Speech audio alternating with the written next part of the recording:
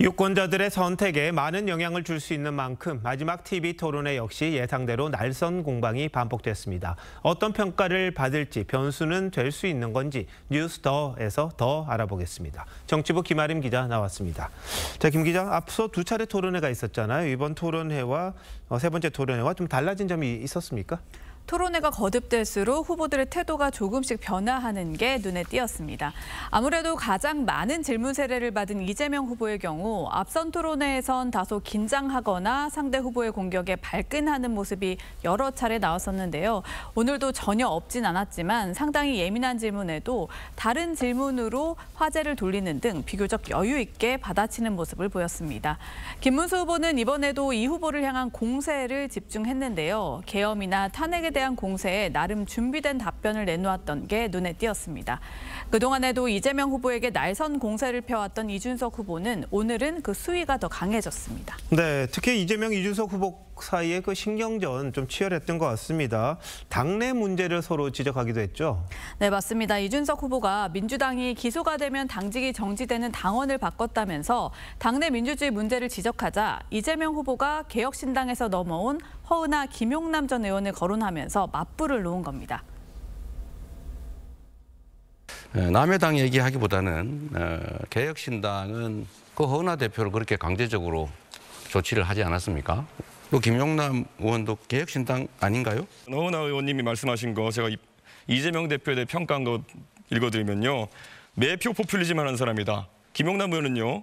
이재명은 대통령커녕 성남시장의 자격도 없다.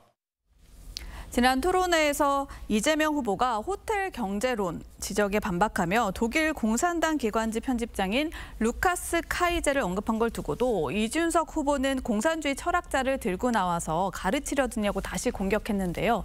이재명 후보는 종북몰이 하듯 공산당 몰이를 한다고 반박했습니다.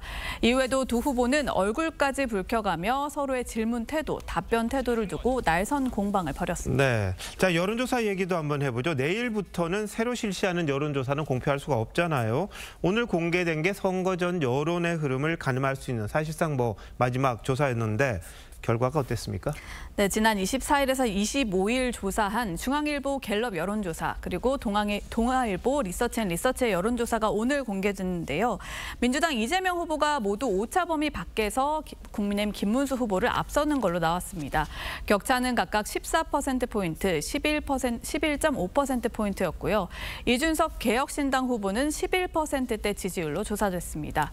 최근까지 공개된 여론조사를 종합해보면 남은 선거 기간 동안 이재명 후보는 실수를 줄이는 굳히기 전략을, 김문수 후보는 추격을 위한 반전의 기회를 노리는 전략에 나설 가능성이 높아 보입니다.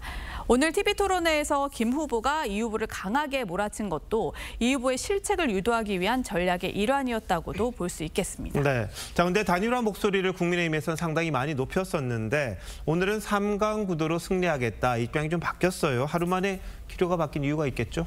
국민의힘에선 지난 총선 때 이른바 부산 수영 모델을 주목하고 있습니다. 국민의힘 소속이었던 장해찬 후보가 공천 탈락으로 무소속으로 나왔는데 표가 갈리면서 민주당 후보가 당선되는 것 아니냐는 관측이 나왔지만요. 결국 보수표가 몰리면서 국민의힘 정현욱 후보가 당선됐습니다. 단일화가 안 되더라도 이준석 후보 지지층이 이재명 후보 지지표심 일부와 일부 겹치기 때문에 이준석 후보 지지율이 상승할 경우 김문수 후보에게 승산이 있을 수 있다는 기대입니다. 다만 이런 기대는 이준석 후보가 김문수 후보 표는 온전히 두고 이재명 후보의 표만 더 가져와야 가능한 시나리오입니다. 오늘 토론회에서도 알 수 있듯 이준석 후보가 국민의힘 기대대로 김문수 후보 대신 이재명 후보 공세에만 매진해 줄지 여부도 확실치 않습니다.